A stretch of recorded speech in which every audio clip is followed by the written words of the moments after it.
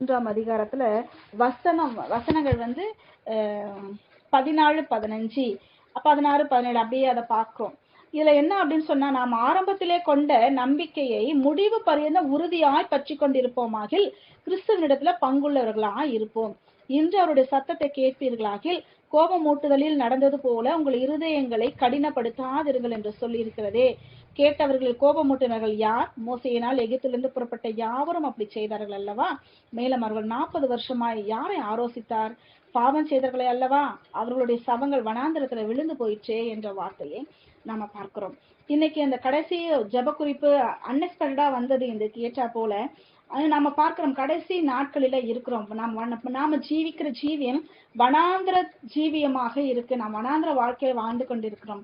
வனாந்திர வாழ்க்கையில ஏன் 40 வருஷம் அவர்கள் ஆலோசித்தார்கள் என்றால், ஒவ்வொரு நாளும் ஒவ்வொரு வருஷமாக கணக்கிடப்பட்டது. என்னாகமம் 13ஆம் அதிகாரம் 25ஆம் வசனம் எடுத்து பார்த்தோம்னா, அடுத்தது என்னாகமம் 14, 33, 34 வசனங்கள். என்னாகமம் 13, 25 வசனம். அவர்கள் தேசத்தை சுற்றி பார்த்து 40 நாள் சென்ற பின்பு திரும்பினார்கள் அப்படின்னு சொல்லியிருக்கு.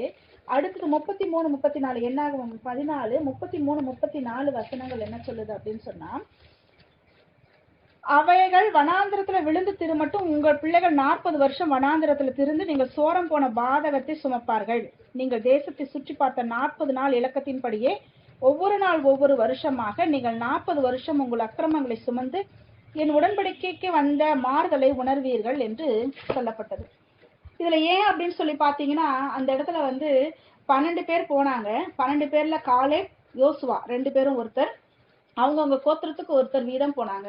இப்ப யோசுவாவும் காலேபும் ஆண்டவருடைய வார்த்தை, ஆண்டவருடைய அழைப்பை அவர் உதாசீனப்படுத்தல. ஆண்டவர் விசுவாசமா இருந்தாங்க. மத்த 10 பேரும் 1க்கு 2ஆக பேசி அந்த இடத்துல பாத்தீங்கன்னா, என்னாகும் இந்த பகுதி 13, 14 பாத்தீங்கன்னா ரொம்ப அதாவது அவங்க எதுக்காக அப்படின்றது நல்லா தெரியும்.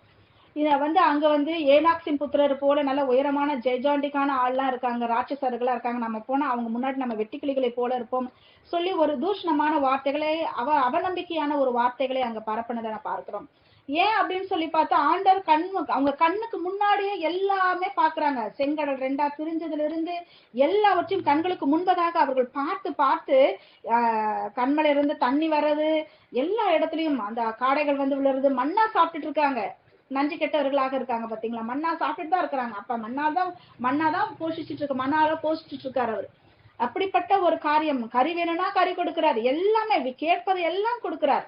அவங்களுடைய ட்ரெஸ் பழசாகல, பாதரட்சைகள் அருந்து போகவில்லை என்று பார்க்கிறோம். ஏனென்றால் அவங்களுடைய நம்ம போன பைபிள் ஸ்டடியில அந்த பிரதர் சொல்லி சொன்னாரு, அவங்களோட ட்ரெஸ் எப்படின்னா, அவங்க நிட் பண்றதுக்கான ஆட்களும் அங்கே இருந்தாங்க, திறனுள்ளவர்கள் அங்கே இருந்தாங்க.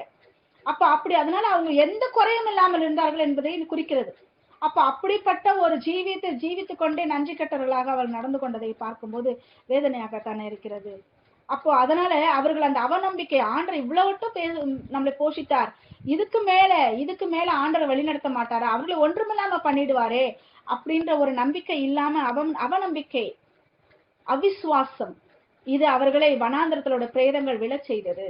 நம்மளுடைய வாழ்க்கையிலும் கூட இன்னைக்கு ஆண்டருடைய வருகை இருக்கு.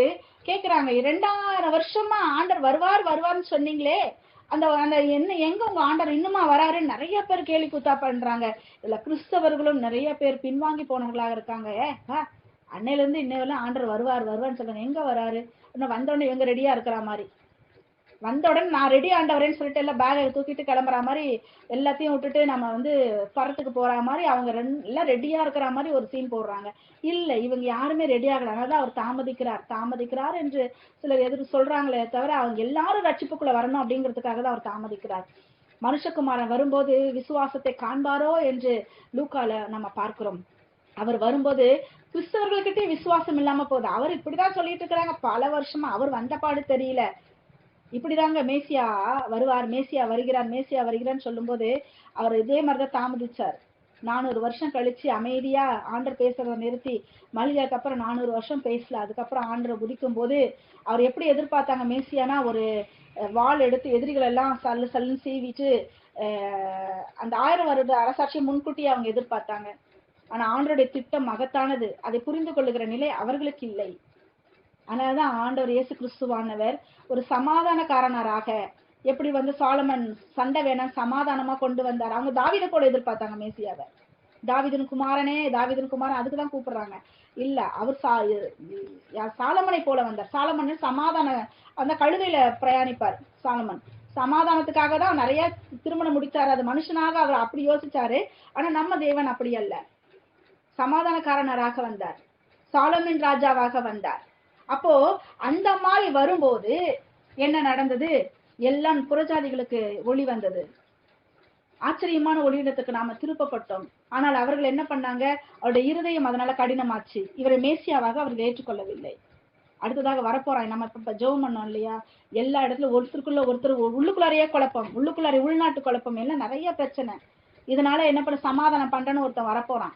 அவன் தான் சமாதானக்காரனர், உண்மையான மேசியா என்று எல்லாரும் நினைப்பாங்க இஸ்ரேல் ஜனங்கள். அவன் 3 வருஷம் கழிச்ச பிறகுதான் அவங்களுக்கு தெரியும் அவன் மோசமான ஒரு ஆளுன்னு சொல்லிட்டு தெரியும். அவன் தன்னை தெய்வமாக கொண்டு வரும்போதுதான் அப்ப அவங்க தெரிஞ்சுக்குவாங்க. அன்னைக்கு இயேசு நான் தான் சொல்லும் போது நான் சொல்லாத நீயே நான் சொல்றேன்னு சொல்லி சண்டை போட்டவங்க இன்னைக்கு எல்லாம் அப்படி விழுந்து போவார்கள் அதுல. அப்போ இப்படியாக நம்மளுடைய ஆவிக்குரிய விசுவாசம் எப்படி இருக்குது? நம்மளுடைய ஆவிக்குரிய விஷயம் நம்மளுடைய வாழ்க்கையில நம்ம வனாந்திர வாழ்க்கையில தாங்க வாழ்றோம். நான் ஒரு லைன்ல நான் வந்து கஷ்டப்படுறேன் அப்படின்னா நீங்க ஒரு லைன்ல, ஒவ்வொருத்தரும் ஒவ்வொரு லைன்ல கஷ்டப்படுவோம். எல்லாருடைய கஷ்டமும் ஒரே மாதிரி இருக்காது. ஆனால் ஆண்டவர் நம் ஒவ்வொருவரையும் யூனிக்காக அழைத்திருக்கிறார்.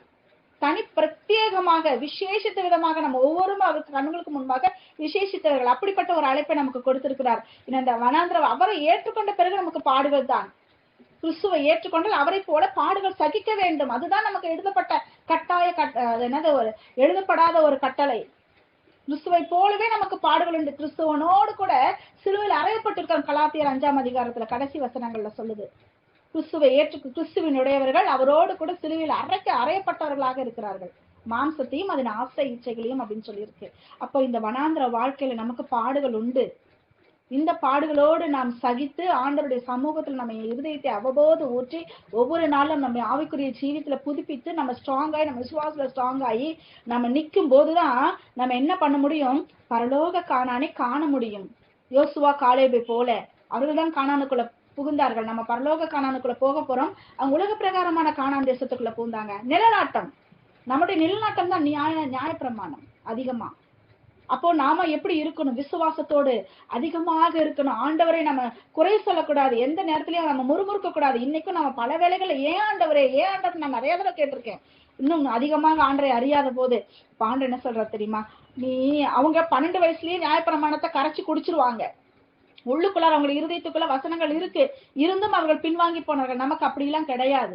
அந்த மாதிரி ஒரு பாரம்பரியம்லாம் நமக்கு கிடையாது. ஆனாலும்தான் ஆண்டவர் இன்னும் நமக்கு கிருபையா எனக்கு தெரியாம செய்யறான் பிள்ளை ஆண்டவரேன்ட்டு பரிந்து பேசிக்கொண்டிருக்கிறார். பிதாவின் இடத்துல பரிந்து பேசிக்கொண்டு நம்ம ஜெபிக்க ஆரம்பிக்கும் போது தெரியும் நம்ம என்னென்னலாம் குளறுபடி பண்ணுவோம். அவருக்கு தெரியாதா? எல்லாத்தையும் அவர் அறிந்திருக்கிறார். அதனாலேயே நம்ம ஜெபிக்க ஆரம்பிக்கிறதுக்கு முன்னாடி நம்ம பரிந்து பேச ஆரம்பிச்சுட்டார். அவர் பிதாவின் இரக்கத்தை நமக்கு பெற்றுக் கொடுத்து கொண்டிருக்கிறார் ஆவியானவர். ஆகையினால் நம் உறுதியாய் நாம் தரித்திருந்த பரமகானானுக்குள்ள நம்ம போவோம். இவர்களை போல முறுமுறுத்து அவர்கள் எப்படி இவர்கள் கர்த்தருடைய ஆரோசிக்கிறாங்க இல்லையா, அது நமக்கு வராதபடி இதுல இருந்து நம்ம மேற்கொள்ள நாம் விசுவாச உறுதியா நிற்க வேண்டும். அவிசுவாசம் நமக்குள்ள கொஞ்சம் கூட வரக்கூடாது. விசுவாசத்தோடு நாம் போராடக்கூடியவர்களாக இருக்க வேண்டும். இந்த வனாந்திர வழக்கை பாடுள்ளதுதான், கஷ்டம் உள்ளதுதான், நிறைய பாடுகள். சர்ப்பங்கள் வருந்தது பாத்தீங்களா? அந்த சர்ப்பங்கள் கடிச்ச உடனே செத்து போனாங்க பாத்தீங்களா? அந்த மாதிரி நிறைய காரியங்கள் நமக்கு வரும். நிறைய சர்ப்பம் வரும். நம்ம கர்த்தராகிய இயேசு கிறிஸ்துவ வெண்கல சர்ப்பமாகிய கர்த்தராகிய இயேசு கிறிஸ்துவை நோக்கி பார்த்து நாம் பிழைத்துக் கொள்ள நாம் கடமைப்பட்டிருக்கிறோம். எவ்வளவு அழகா நம்ம வழி நடத்தி கொண்டு வருகிறார் இல்லையா? நம்ம நினைச்சு பார்க்கும்போது அவ்வளவு பிரச்சனை நம்ம எப்படி தாண்டி வந்தோம் அப்படின்றது நமக்கே தெரியாது. ஆண்டவரே நானா எப்படி நினைச்சு பார்த்தா அந்த கடந்து வந்த பாதையை நினைச்சு பார்த்தா சில நேரத்துல உள்ள இருதயம்லாம் நடுங்கும். இப்படிப்பட்ட ஒரு கஷ்டத்தான சூழ்நிலை நான் நடந்து வந்திருக்கேனா? ஆண்டவரே நீர் மாத்திரம் இல்லை என்றால் நான் ஒன்றுமில்லை ஐயா அப்படின்னு சொல்லி அவருடைய சமூகத்துல நன்றி சொல்லுகிறாள். நமக்கு ஒவ்வொரு நாளும் கடமைப்பட்டிருக்கிறோம். பெரியமானவர்களே, இருதயத்தை ஆண்டவருக்குள்ள வைராக்கியமாக்கவும் உறுதியாக்கவும் விசுவாசத்துல உறுதிப்பட தரித்து நிற்போம். பரமகானானுக்குள்ள நம்ம ஒருவருக்குள் சந்தித்துக் கொள்வோம். கர்த்தர் தாமே இந்த வார்த்தைகளை ஆசீர்வதிப்பாராக. 3ஆம் அதிகாரம்